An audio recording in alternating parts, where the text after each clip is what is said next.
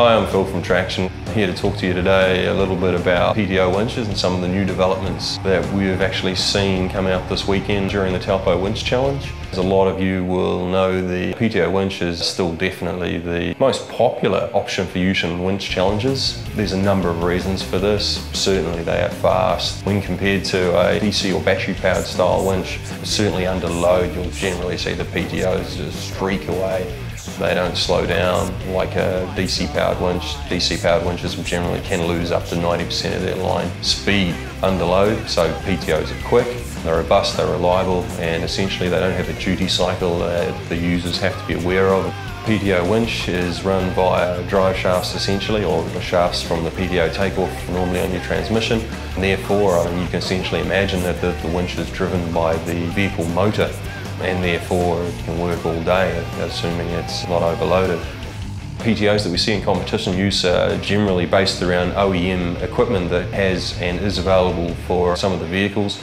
In some cases we've seen a little bit of modification done to these, but of course, like all the other facets that we see in winch challenge competition, they weren't necessarily developed to be strong enough for the type of forces that a lot of these guys are putting them under, whether it be internal gears, shafts, pins, shear pins, the like of that.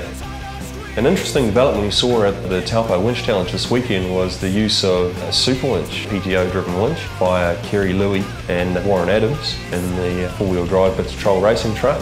This is the first time that an aftermarket PTO winch has been seen in the winch challenge scene, certainly in New Zealand and potentially in Australia as far as we're aware. This aftermarket unit is certainly a lot more robust, stronger. Essentially it's been designed to do a much heavier job than the original OEM equipment.